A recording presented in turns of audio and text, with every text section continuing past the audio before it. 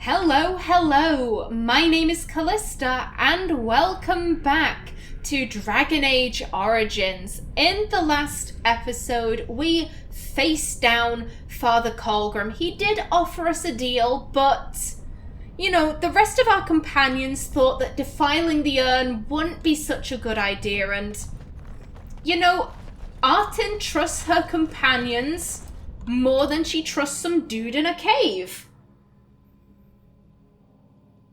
And yes, now we head out onto the mountaintop. Hopefully Andraste doesn't mind. Very pretty.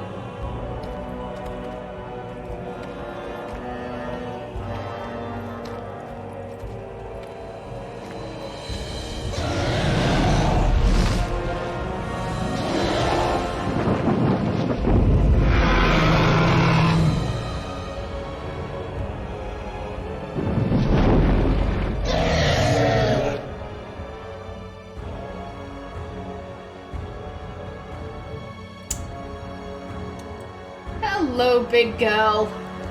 Ooh, thank you for the save. A high dragon is not a joke. We'd best be careful. Real careful. Yeah, I'm with you, Alistair. I'm with you. Where's she at? Yeah, there she is.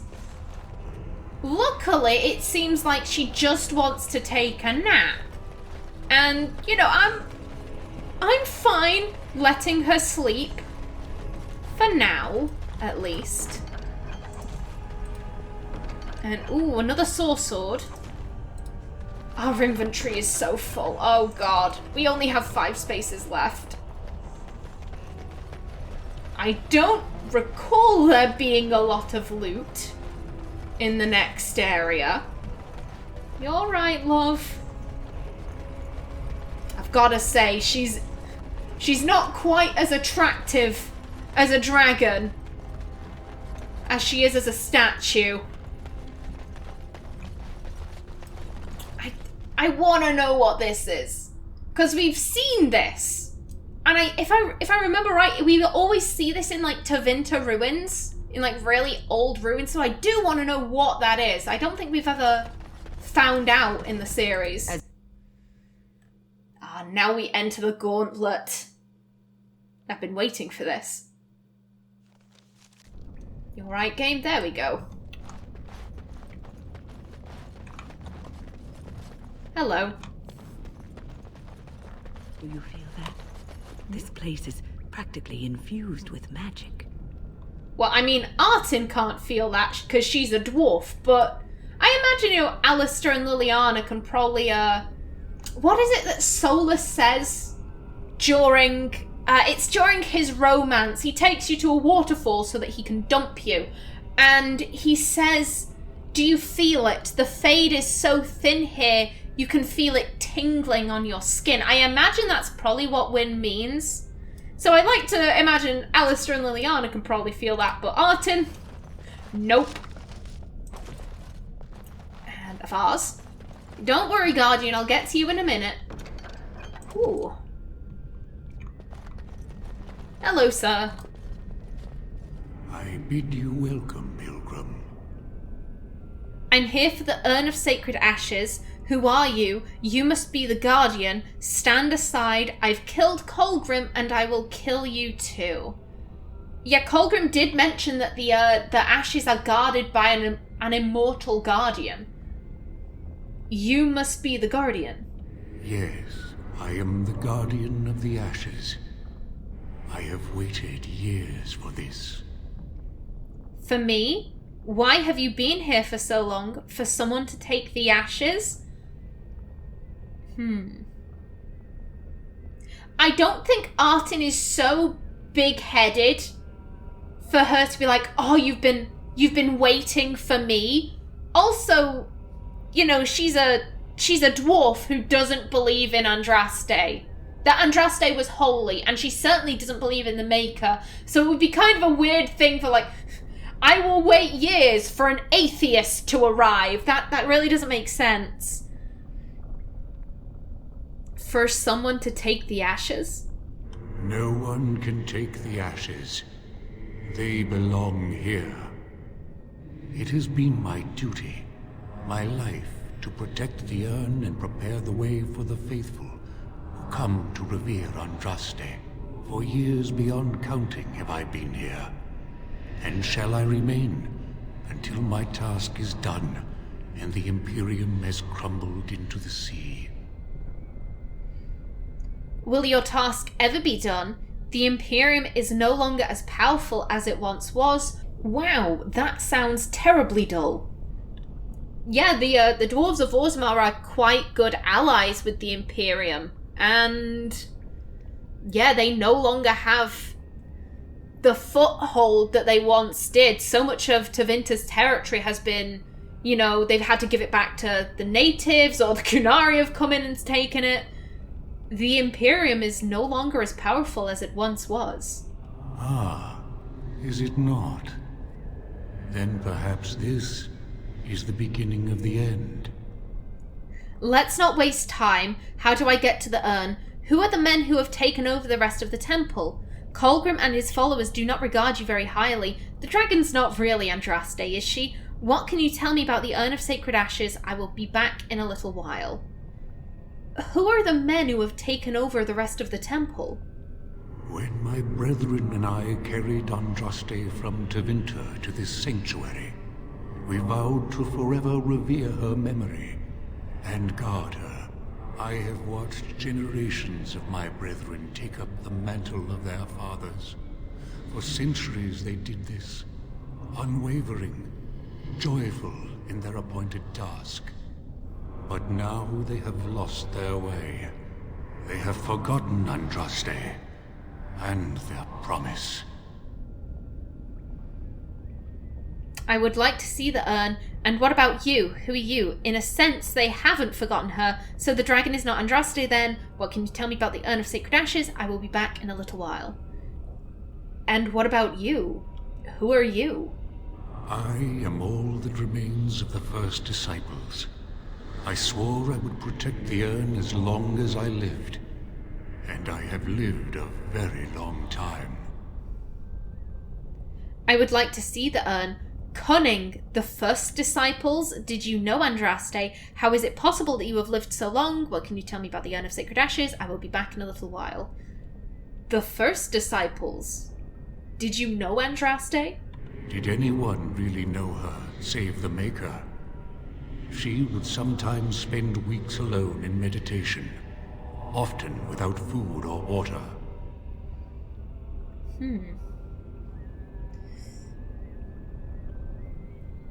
So I think, because we do have the option, please tell me more about Andraste. As I said, Artin can respect Andraste as a woman who, you know, waged war against the Imperium, but Artin really doesn't believe that there was anything holy about her. I'm trying to figure out what Artin is more interested in Andraste, or why this guy is so old.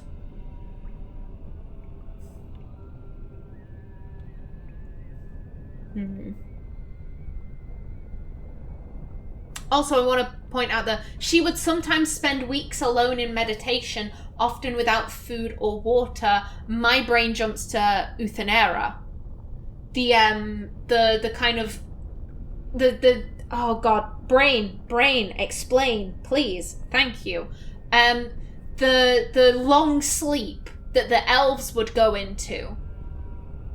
And I'm not saying that Andraste was properly entering Uthenera. Like I said, she just, you know, meditating for weeks.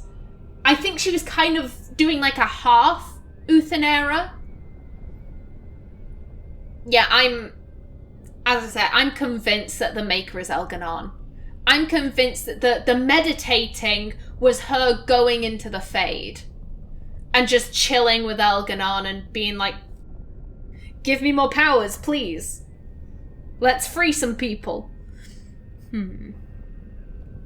How is it possible you have lived so long?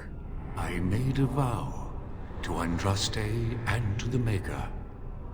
My life is tied to the ashes. As long as they remain, so will I. I would like to see the urn. What can you tell me about the Urn of Sacred Ashes? I will be back in a little while. What can you tell me about the Urn of Sacred Ashes? You already know that the urn contains the remains of the prophet Andraste. What else is there to tell?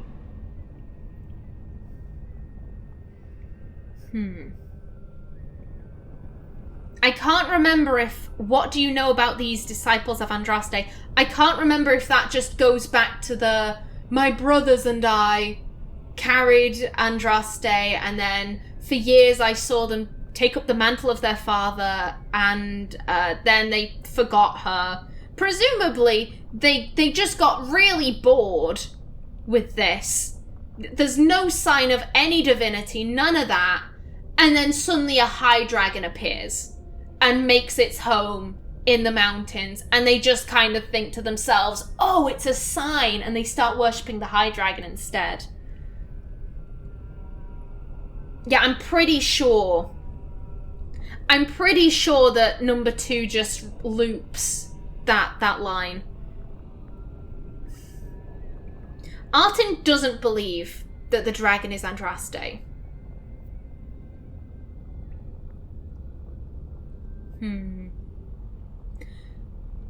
The reason why I'm pausing is that I think she would like to get this guy's opinion on that. The dragon is not really Andraste, is she? No. Our Andraste has gone to the Maker's side. She will not return. The dragon is a fearsome creature, and they must have seen her as an alternative to the absent Maker and his silent Andraste. A true believer would not require audacious displays of power.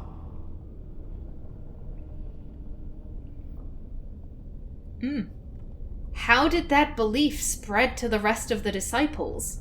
It began with an ancestor of the one known as Qwinn.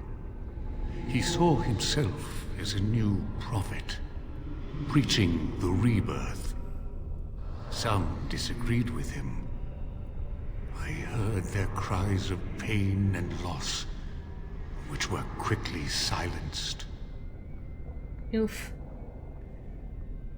I would like to see the urn. Tell me more about the disciples. Pretty sure that just loops the forefathers, duty, but then they lost their way. Would you like me to get rid of these disciples?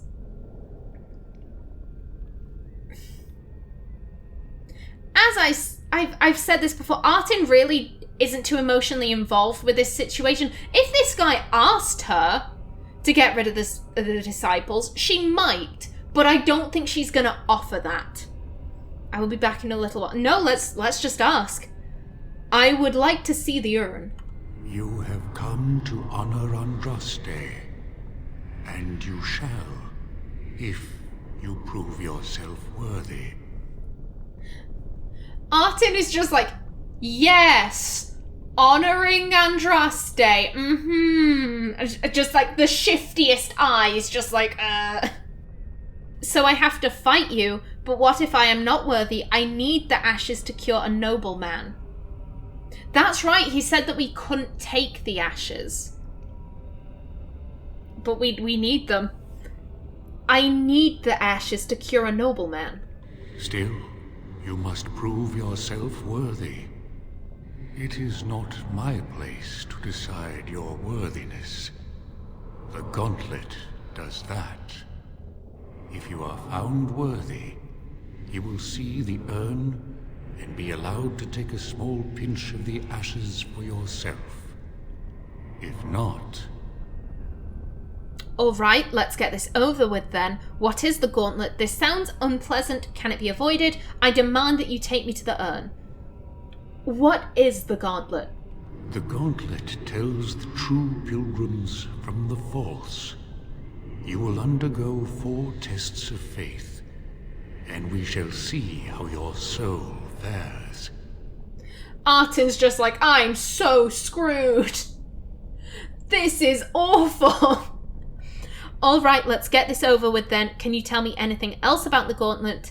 Take me to the urn or I will cut you down. I'm afraid. I think she is afraid in some regards. Because this place is clearly magical. Qwinn said it herself. This guy is ancient, yet he's still alive. Somehow, you know, as he said, the Gauntlet tells the true pilgrims from the false. Artin isn't even a pilgrim. She is one of the false. She has no belief in the Maker. So I think she is a little bit afraid. She's not going to admit that, though. Not to this guy. Can you tell me anything else about this Gauntlet? You will understand what it is when you face it. Very well. I will enter the Gauntlet. Before you go, there is something I must ask. I see that the path that led you here was not easy. There is suffering in your past. Your suffering, and the suffering of others. Balin's machinations led to Trian's death and your exile. You allowed this to happen. Do you think you failed Trian? No. Trian deserved what he got. Yes, I should have known Balin would do that to us. No, I could not have known what was... I could not have known that was what Balin had planned. How do you know of my past? My answer is my own god. And this is just adding to Artin's, like, what the fuck is this place? Because how the hell does he know this? I think she would, you know, just question how? How do you know of my past?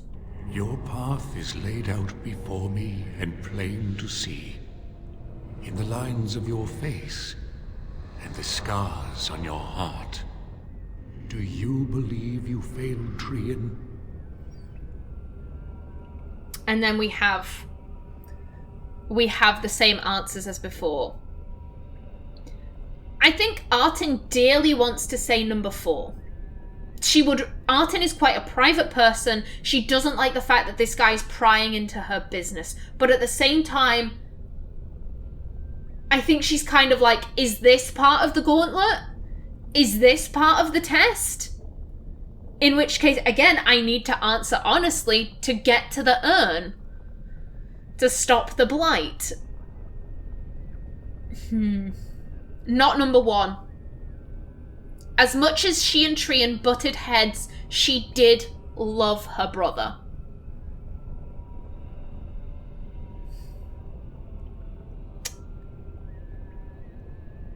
I think I'm going to go with number 2. Artin has always had a blind spot when it came to Balin. She has always quite purposefully overlooked some of the things he's done just because she loved him. She loved her little brother more than she loved Trian. She loved Trian, you know, in a kind of like, oh, we argue, but at the end of the day, I still, you know, get in a fight to protect him. But she adored Balin. She doted on her little brother. He was the apple of her eye. And I think there was time and time again these warning signs, and she kind of overlooked them because he was her beloved little brother, and she didn't want to see him in that way. And I think she does think that if I hadn't ignored all of those warning signs, if I hadn't ignored my gut, then maybe Trian would still be alive. Maybe I could have stopped this. Maybe I could have outmaneuvered him, whatever. And Trian would still be alive. Father would still be alive. I'd still be in Orzammar. And everything would be okay. Yes.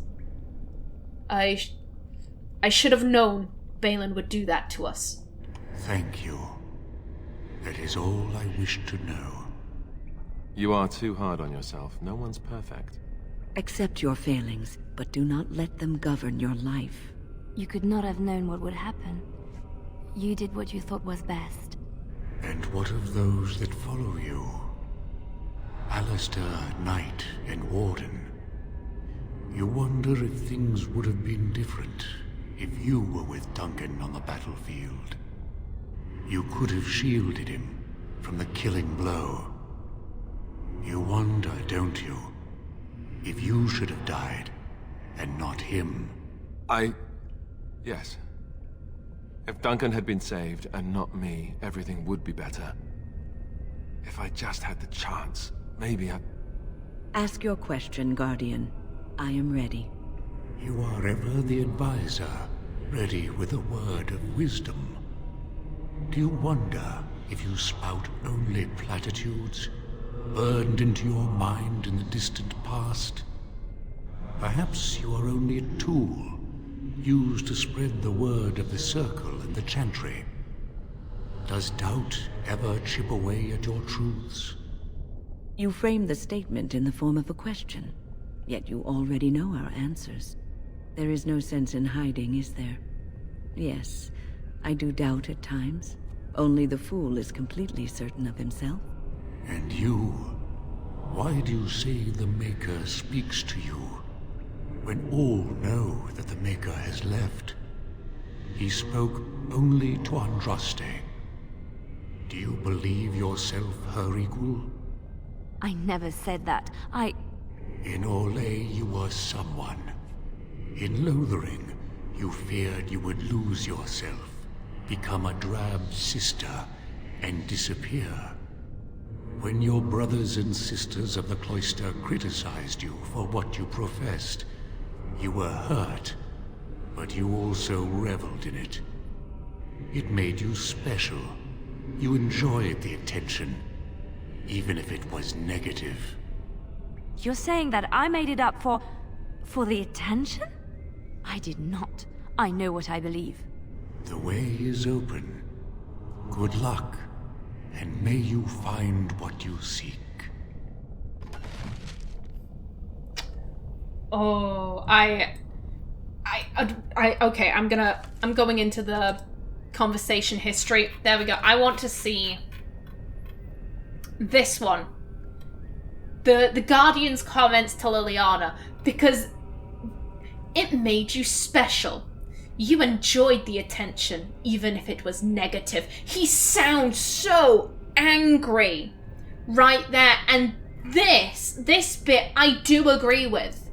That, you know, like, oh, do you believe yourself to be the equal of Andraste? And Liliana says, I never said that. Yeah, you never said that, but you insinuated it.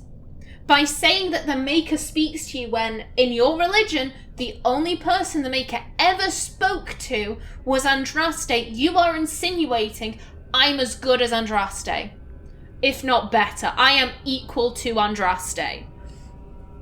And if I'm being honest, like I said, I don't believe the Maker spoke to Liliana, excuse me. I think that Liliana had a nightmare, and then the next day, this rose bush blooms, and she assigns a meaning where there really isn't any. She comes to the conclusion that, oh, it wasn't just a nightmare, it was a message from the Maker, and, you know, he wants me to help people, and oh, the rose bush, it's also a sign. I do also believe there is that sense of what the Guardian insinuates that I'm not saying she made up the nightmare, but I'm saying that maybe originally she was saying, oh, the Maker sent me a dream, so that people would pay attention to her, that people would notice her, that she wouldn't lose herself in becoming a Chantry sister, but then over time, perhaps she's kind of gotten really into it, and she's now very invested in this dream, so it might not have been real at the time, but it's real to her now. I hope I worded that right. I hope I made sense there. Qwinn, only the fool is completely certain of himself.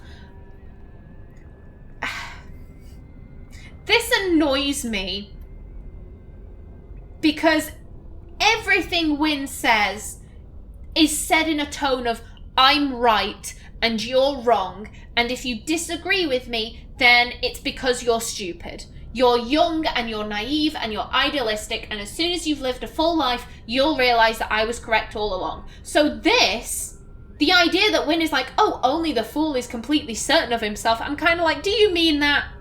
Or is this another chantry platitude that you're spouting? And just poor Alistair. Poor Alistair. I just feel badly for him. I like to imagine that when Artin said this, she couldn't make eye contact with the Guardian, with her companions. I imagine she kind of stared over the Guardian's shoulder, like just at the wall. Maybe she stared at the statue over there, but right now, Artin is not making eye contact with anyone. I think she's hurt. Bringing up Trian, I think it hurts her. I think she feels ashamed at having to admit to her weakness. She just feels a lot of emotions right now. The Maker's first children. The Maker's first creations were the spirits, glorious beings that populated the many spires of the Golden City. And the Chant of Light says that they revered the Maker with unquestioning devotion. The Maker, however, was dissatisfied. Although the spirits were like him in that they could manipulate the ether and create from it, they did not do so. They had no urge to create, and even when instructed to do so, possessed no imagination to give their creations ingenuity or life. The Maker realized his own folly. He had created the spirits to resemble him in all but the one and most important way. They did not have a spark of the divine within them. He expelled all the spirits out of the Golden City and into the Fade and proceeded to his next creation, life. The Maker created the world and the living beings upon it, separated from the Fade by the veil. His new children would be unable to shape the world around them, and thus would need to struggle to survive. In return for their struggle, the Maker gave them the spark of the divine, a soul, and he watched with pleasure as his creations flourished and showed all the ingenuity that he had hoped for. The spirits grew jealous of the living and coaxed them into the Fade when they slept. The spirits wished to know more of life, hoping to find a way to regain the Maker's favor. Through the eyes of the living, they experienced new concepts: love, fear, pain, and hope. The spirits reshaped the Fade to resemble the lives and concepts that they saw, each spirit desperately trying to bring the most dreamers to their own realm so they could vicariously possess a spark of the divine through them. As the spirits grew in power, however, some of them became contemptuous of the living. These were the spirits that saw the darkest parts of the dreamers. Their lands were places of torment and horror, and they knew that the living were strongly drawn to places that mirrored those dark parts of themselves. These spirits questioned the Maker's wisdom and proclaimed the living inferior. They learned from the darkness they saw and became the first demons. Rage, hunger, sloth, desire, pride. These are the dark parts of the soul that give demons their power, the hooks they use to claw their way into the world of the living. It was demons that whispered into the minds of men, convincing them to turn from the Maker and worship false gods.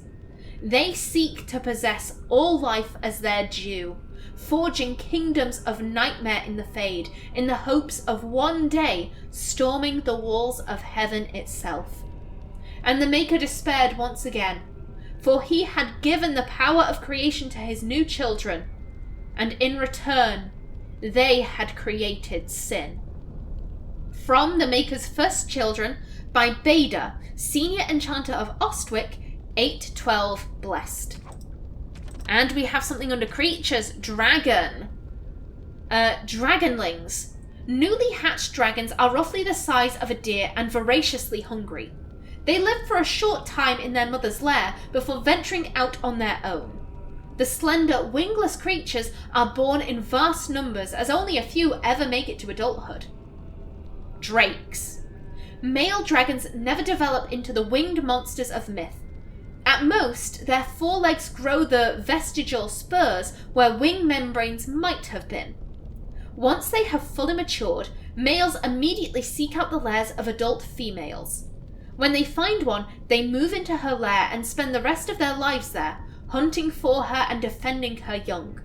They will aggressively defend her nest, and many would-be dragon hunters have been lost to their fiery breath and crushing blows from their tails. There goes my timer, but I didn't manage to stop it in time. There we go. They will aggressively defend her nest, and many would-be dragon hunters have been lost to their fiery breath and crushing blows from their tails. Dragons. Female dragons take much longer to mature than their male counterparts. They too undergo a metamorphosis of sorts at adulthood. But while males lose the use of their forepaws, females actually grow a third set of limbs, specifically to serve as wings. Young females travel great distances looking for a suitable nesting site. Because of their nomadic habits, these are the dragons most frequently encountered by man. High Dragon. A fully mature adult female dragon is the High Dragon, the great monster of legend, the rarest of all dragonkind. These dragons hollow out massive lairs for themselves, for they need the space to house their harem of drakes as well as their eggs and the dragonlings. High dragons are seldom seen. They spend most of their time sleeping and mating, living off the prey their drakes bring back. But once every 100 years or so, the High Dragon prepares for clutching by emerging from her lair and taking wing. She will fly far and wide, eating hundreds of animals, most often livestock, over the course of a few weeks, and leave smouldering devastation in her wake. She then returns to her lair to lay her eggs, and will not appear in the skies again for another century. Very interesting. Now, I am out of time for this episode. In the next, we will begin the Gauntlet. But until then, please remember to like if you enjoyed, leave a comment below, and if you wanted to subscribe, it would be very much appreciated. I've been Callista.